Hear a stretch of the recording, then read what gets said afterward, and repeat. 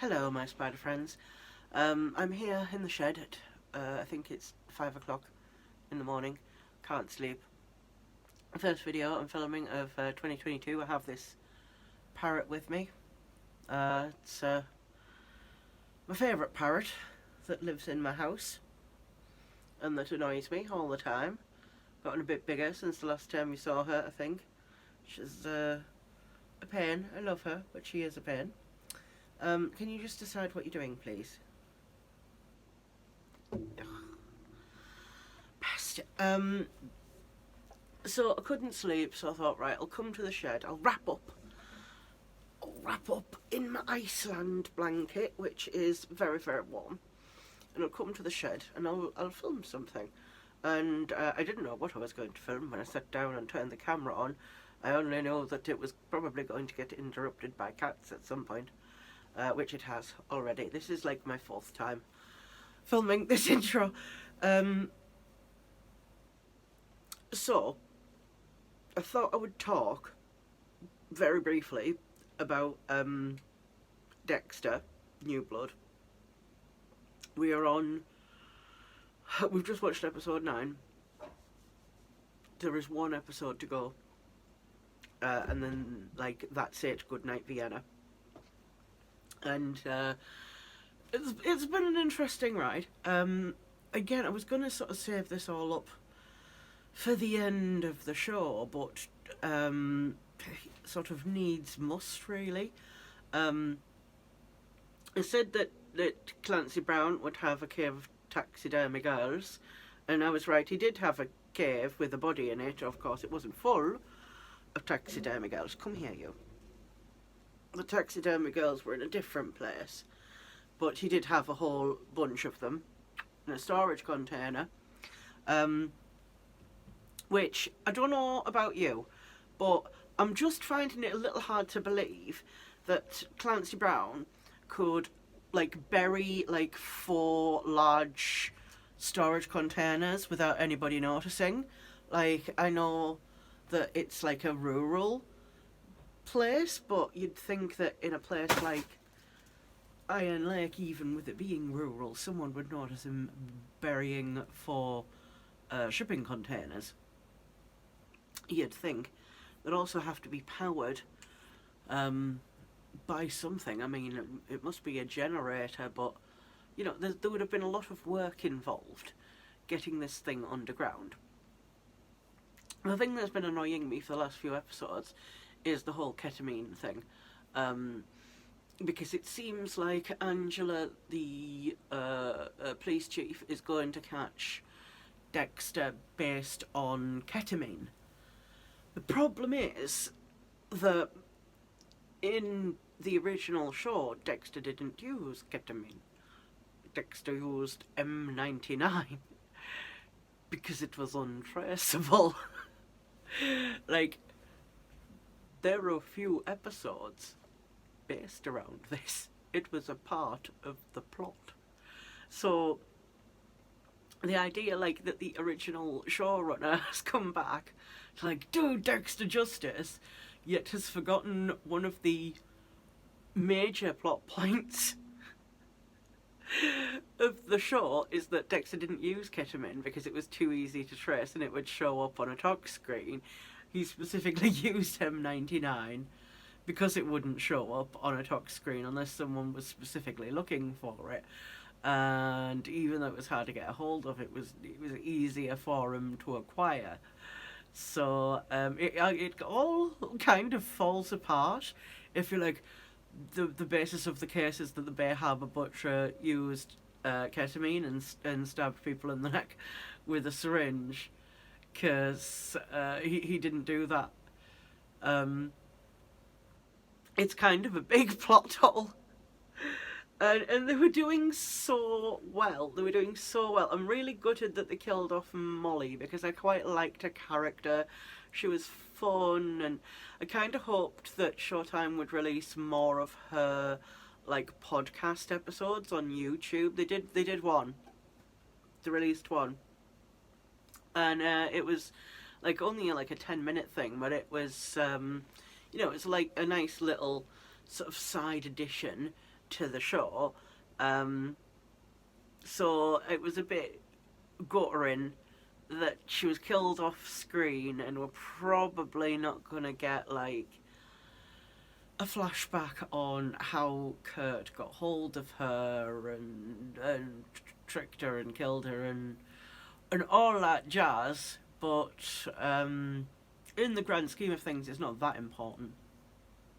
What is important is that Dexter didn't use ketamine in the original run of Dexter. He used M99. It's kind of it was a big plot point. It was it was addressed in several episodes, which this showrunner who's doing New Blood was sort of in charge of. The other thing I've been wondering about is the oil baron guy from the start who had like the helicopter that Angela borrows when they were looking for Matt Caldwell. Like, he was what in the first two episodes and then has never been seen again. What on earth was the point of him in the show? Seriously, like, I don't get it. Like, why even include him in the show if the only impact on the plot that he has is he'd lent Angela his helicopter? Because it was kind of obvious from the start that the serial killer was Clancy Brown. They showed his face, so, you know, like, you couldn't even say red herring or anything. It's very odd. Like, as a whole, the revival has been, like, so much better than the later seasons of Dexter. And, like, the only one I liked out of the later seasons was the one with the Doomsday Killers with Colin Hanks and Edwin James Olmos, and I just like them both as actors, and I kind of like them. But even like that season was quite ridiculous. So like pretty much after the original show ran out, after season 4, it all went downhill from there, and the idea of New Blood was that this was supposed to be like a big redemption for the show, and it has been a sort of return to form, but they've made like a few mistakes continuity wise, and I'm not even talking like a Harrison's age, like just there's a few things where it's like, oh, that's not how that happened. So I don't know. I've pretty much we concluded with like the people who I know who actually watch the watch the show, that like Dexter's not getting out of this. He's probably 95% he's gonna die, 5% he's gonna go to prison. But I think they're probably gonna kill him because like it's about giving a satisfying ending to the fans, and I don't think it's very satisfying if it's just like, and Dexter goes to prison for the rest of his life. It's like, I don't know, I just sort of see him heroically sacrificing himself in the end for something. And that's the way I see it going down. So we'll have to sort of see how it turns out in the final episode. They weren't giving much away in the trailer for the final episode. The only thing that were given away was like Dexter stood in front of one of those like police height board thingies, but I don't know, like for me, I don't think they'd show that if that was him being arrested for all his murders. Maybe he's going to get arrested for killing Matt Caldwell. Maybe that's the only thing that Angela's going to be able to prove, because I don't think she's going to be able to prove that he was the Bay Harbour Butcher. Because there's no evidence, because all of the evidence was destroyed and Dexter destroyed it. You know, like there's no really convicting him of this. Like a decent lawyer, like they'd spin this out for years if it went to trial. Like it's just not realistic.